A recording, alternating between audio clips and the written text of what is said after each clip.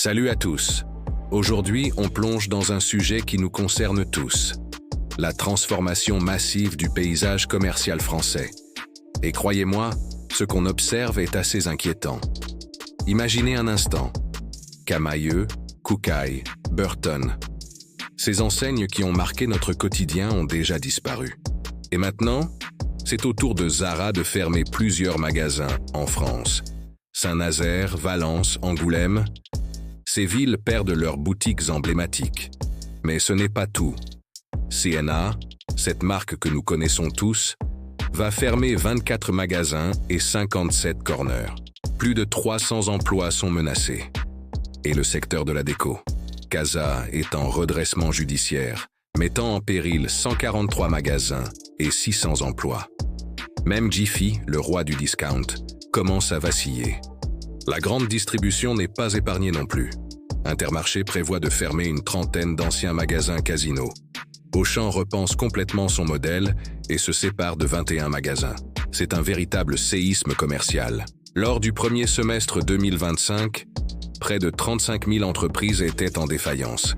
À titre de comparaison, lors du premier semestre 2024, c'était près de 33 500 entreprises qui étaient en défaillance. Le seuil atteint aujourd'hui est historique. Il faut comprendre qu'une entreprise est classée en défaillance lorsque celle-ci ne parvient plus à honorer ses engagements financiers, paiement des fournisseurs, des salaires, des dettes. Malheureusement, ces bouleversements ont un impact direct sur l'emploi. Le chômage a augmenté de 4% au dernier trimestre 2024, avec une hausse particulièrement inquiétante chez les jeunes. Une hausse de 8,5%. Plus de 6,2 millions de personnes sont inscrites à France Travail. Cette situation affecte directement le pouvoir d'achat des Français. Le surendettement est en hausse de 10,8% par rapport à 2023. C'est un cercle vicieux préoccupant. Comme disait M. Nicolas Dupont-Aignan sur Europe 1, ne serait-il pas temps de changer de capitaine, car le bateau prend l'eau? Après une année 2024, marquée par un niveau élevé de défaillance, le début d'année 2025 ne montre pas de réelle amélioration.